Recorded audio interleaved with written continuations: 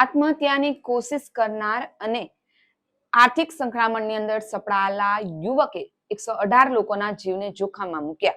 આ સમગ્ર ઘટના શું હતી અને આ નિકુંજ સુધી પોલીસ પહોંચી કેવી રીતે, આ તમામ વિગતે આપણે ચર્ચા કરવાના છીએ. ચાલો જાણીએ વિગતે.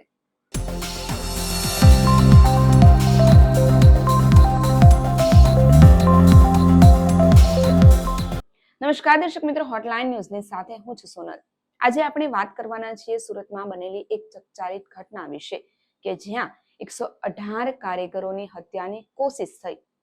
પોલીસે આ હત્યાના કરવાની કોશિશ કરનાર સુધી પહોંચી કેવી રીતે અને આજે હત્યાની કોશિશ કરનાર જે નિકુંજ છે તેની કડી પોલીસને હાથે કેવી લાગી એની આજે આપણે ચર્ચા કરવાના છીએ.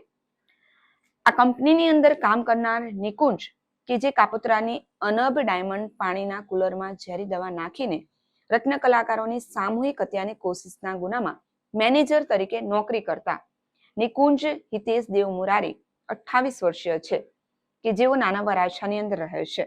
આ નિકુંજ કાપોદ્રાની અનબ ડાયમંડ કંપનીની અંદર એક કુલરના પહેલા જેને ગંધ આવી તે મેનેજર નિકુંજ દેવ મુરારી જ અંતે આરોપી નીકળ્યો. મારું નામ નટવરભાઈ છે. અમે બધા આનામ જેમના બેવી છીએ. તે સવારમાં બધા પાણી પીતું એટલે વાસ આવવા મળી, એટલે શેઠને વાત કરી કે આમાં વાસ આવે છે પાણીમાં. તે તપાસ કરી તો અંદર પાણીમાં દવા હતી, એટલે અમુક કારીગરને ચક્કર ને એવું આવવા મળ્યું હતું, પેટમાં લોસા વળતા હતા. પછી તાત્કાલિક શેઠે બધાને દવાખાને એડમિટ કરી દીધા. અત્યારે બધાને સારું છે, કોઈને કોઈ તકલીફ છે નહીં અત્યારે. 50થી ઉપર માણસો હતા બધા અમારે.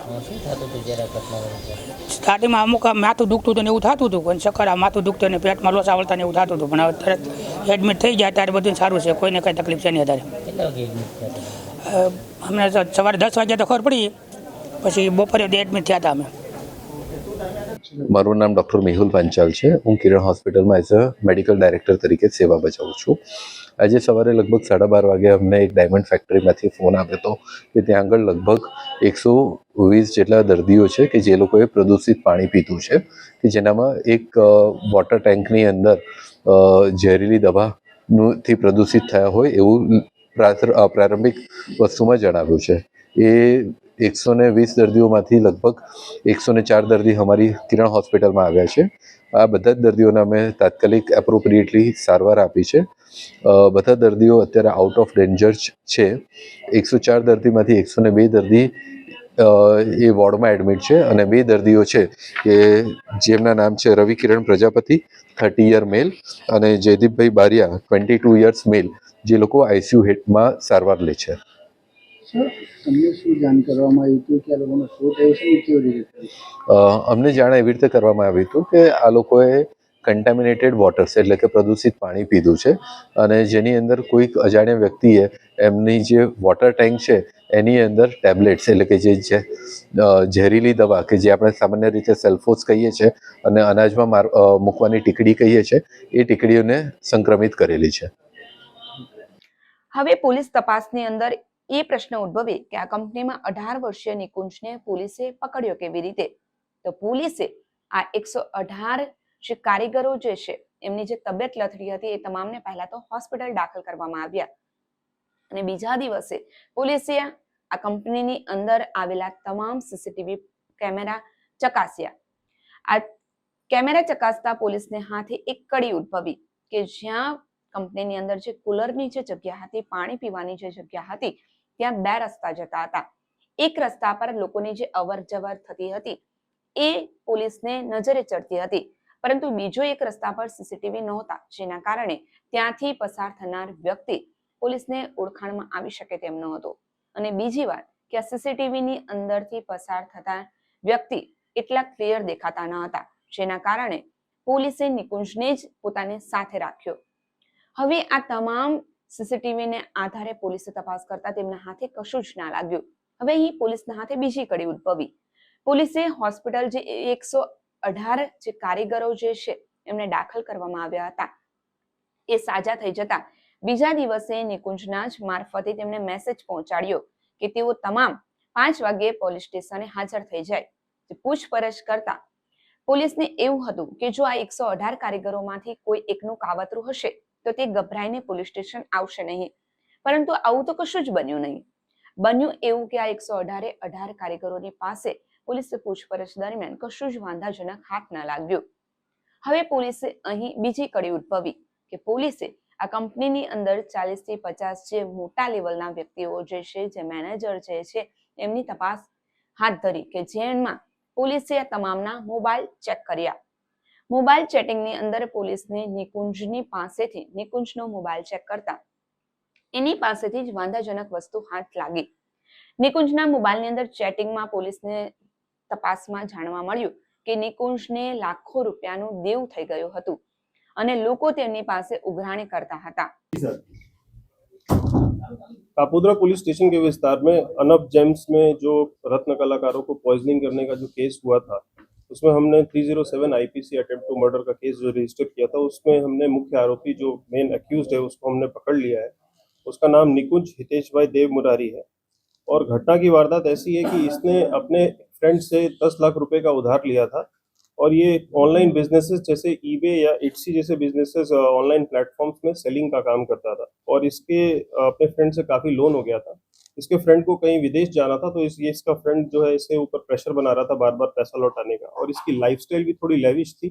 एक दो खर्च इसके ज़्यादा थे जितनी इसकी आवक थी. इसकी सैलरी सिर्फ 21,000 रुपये थी.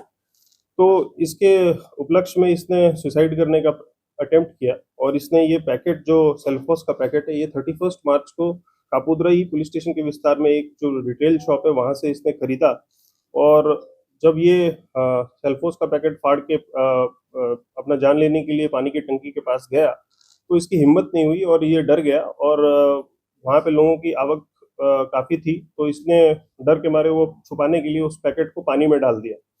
पानी में डालने के बाद जब इसको रियलाइज हुआ 2-3-4 मिनट के बाद कि इससे बहुत लोग मर जाएंगे तो इसने खुद ही हंगामा स्टार्ट कर दिया कि पानी में जहर मिला है और यहाँ पे सेल्फोस का पाउडर मिला है. तो इसके बेसिस पे हमने जो इसका पूरा स्टेटमेंट रिकॉर्ड किया और इसकी धरपकड़ की है. इस केस को अंजाम मतलब आरोपी को पकड़ने के लिए पुलिस ने बहुत मेहनत की है. हमने 2 इंस्पेक्टर्स से लेते हुए करीबन 4 टीम बनाई और अलग अलग टीम से बेसिस पे हमने सीसीटीवी और भी तरीकों को इस्तेमाल किया इस केस को डिटेक्ट करने में. फर्स्ट तरीका जो हमने इस्तेमाल किया बैच नंबर जो पैकेट पे हमें मिला था उस पैकेट के बैच नंबर को हम बैक ट्रैक करके जब हम सूरत आए तो हमें ये पता चला कि ये पैकेट जो है ये सेल्फोस का पैकेट 21 मार्च को सूरत में आया है. इस बैच के नंबर का पूरा जो पैकेट है फिर वहाँ से डीलर से सब डीलर से रिटेलर और रिटेलर से अलग अलग शॉप्स पे हमने जब बैक ट्रैक किया तो हम शॉप को आइडेंटिफाई कर पाए कि वो शॉप पे कब आया वो पैकेट. फिर वहाँ से भी हमने जब सीसीटीवी देखना स्टार्ट किया तो हमें ये पता चला कि ये आदमी 31 मार्च को ये पैकेट लेने आया है यहाँ पे. तो हमें वहाँ से भी ये लगभग क्लियर हो गया था कि यही इन्वॉल्व है. આ ઉઘરાણીની કડી હાથ લાગતા પોલીસે નિકુંજને સાઈડમાં બોલાવીને એની તપાસ હાથ ધરી તો નિકુંજ ત્યાં જ ઢળી પડ્યો અને પોલીસને સમક્ષ પોતાની તમામ હકીકત જણાવી કે તેણે કેવી રીતે આ દેવું થયું હતું અને કેવી રીતે આ કુલરની અંદર દવા નાખી. નિકુંજ દેવ મુરારી હીરાના કારખાનામાં મેનેજર હોવા ઉપરાંત કરિયાણાના સામાનનું ઓનલાઈન ટ્રેડિંગ પણ કરતો હતો. તે દુબઈ અને અમેરિકાની ખાતે સામાન એક્સપોર્ટ કરતો. ઓનલાઈન ટ્રેડિંગમાં તેને 15 દિવસનું પેમેન્ટ મળતું અને 15 દિવસમાં જે પેમેન્ટ મળતું તે તેના મિત્રો અને ગર્લફ્રેન્ડની સાથે ખાણીપીણીમાં ઉડાવી દેતો અને પૈસા લઈને બીજાને ટોપી બીજાને પહેરાવી દેતો. હવે ધીરે ધીરે દેવું 10 લાખ જેટલું થઈ ગયું હતું. આથી એની પાસે ઉઘરાણી થતા નિકુંજે ગભરાઈને આપઘાત કરવાની કોશિશ માટે તેને સેલ્ફોર્સનું પડીકું એક મેડિકલ સ્ટોરમાંથી ખરીદ્યું હતું. આ પડીકું તે છેલ્લા 10 દિવસથી પોતાની પાસે રાખતો હતો પરંતુ એનો આપઘાત માટે જીવ ન ચાલતો હતો. એક દિવસ બન્યું એવું કે જે કુલર પાસે પાણી હતું ત્યાં જઈને તેણે આપઘાત કરવાની કોશિશ કરી પરંતુ તેનો જીવ ન ચાલ્યો અને અન્ય કારીગર એની પાસે આવી જતા તેણે ગભરાઈને આ પડીકું કુલરની અંદર જ મૂકી દીધું. પોલીસ તપાસની અંદર આ તમામ હકીકત સામે આવી છે અને પોલીસે હાલ તો આ નિકુંજને કસ્ટડીમાં લઈને આગળના ચક્રો ગતિમાન કર્યા છે. સવાલ અહીં એ ઉદ્ભવે છે કે ખરેખર જો નિકુંજ આપઘાતનો જ પ્રયાસ કરવો હતો તો અન્ય કારીગરોની બીકે તેણે પડીકું કુલર ખોલીને અંદર નાખે એટલી હિંમત ના કરતા તેણે એ પડીકું પોતાની જ પાસે રાખવાનું હતું.